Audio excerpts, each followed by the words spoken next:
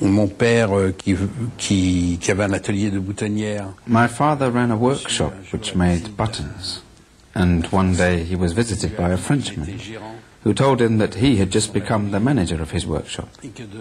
From now on, he said, everything had to go through him. My father had to pay him money every month, and if my father wanted to sell anything, he had to go through him.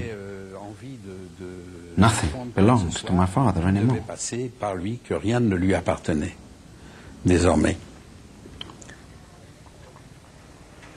On the most significant French public holiday, Bastille Day, protesters demonstrated spontaneously all over Paris. Léon Sévary was at the main gathering on Boulevard Saint-Germain. Bastille Day, 1941. It was forbidden to have any celebrations or gatherings in the whole of France. Nonetheless, there were still some demonstrations. And that's how I came to be at the demonstrations with my friends on the 14th of July, 1941. 2 young men were arrested and shot. One of them was a Jew, Samuel Tutzman, nicknamed Titi, and his friend, a non-Jew, called Henri Gautreau.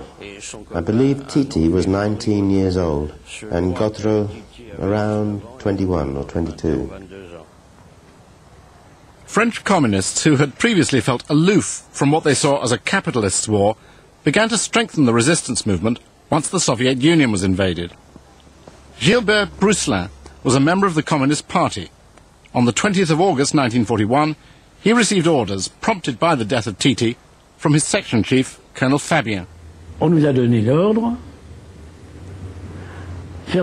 given the order to derail a train carrying German equipment, not a French train, of course, and kill a German officer.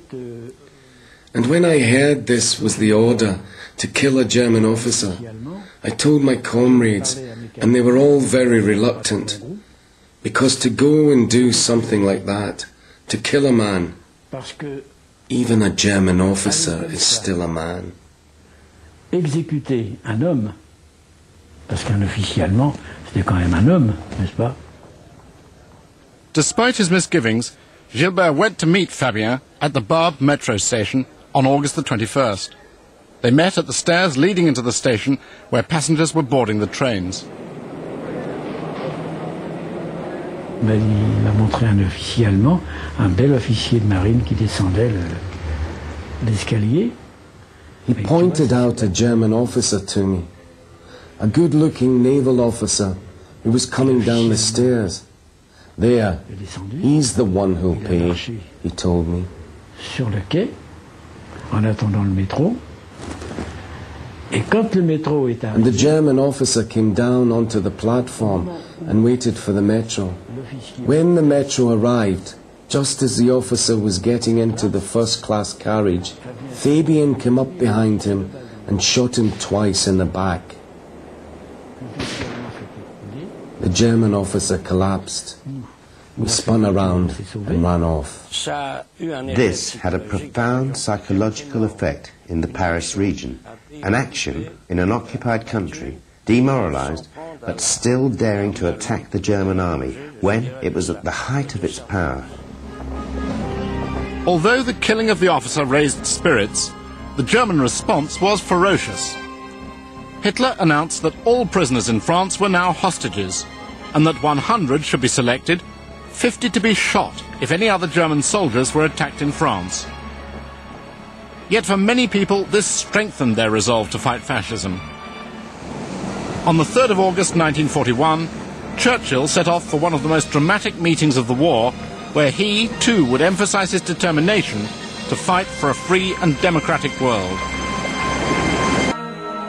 In the United States, the invasion of Russia was a great setback for those favoring American intervention.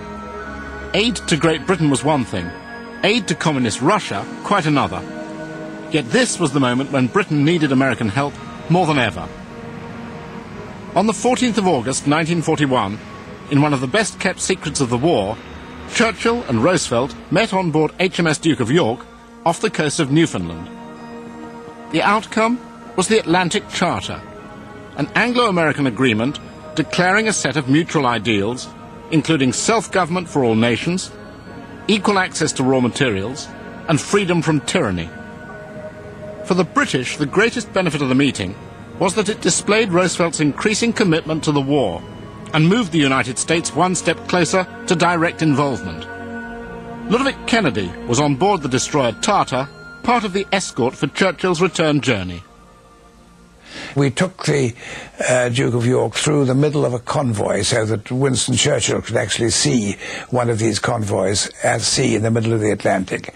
And that was a tremendous occasion for him. And he stood on the bridge of the Duke of York waving his naval cap, which he always had with him. And that was a great moment.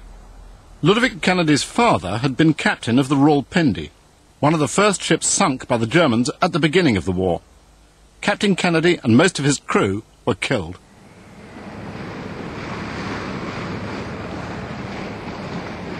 The Tartar was assigned to take Churchill to Scotland for the rail journey back to London. He was given the captain's cabin for this very short journey, no more than about half an hour. And I went into the cabin on some business, I can't remember what now, and spoke to him. And he spoke to me about my father's action in the Rawalpindi and how greatly the armed merchant cruisers had suffered. But it was a great moment to say hello to him. Britain was desperate for more than American goodwill. She sorely needed American troops. Without them, conscription for all the services in Britain continued to be crucial.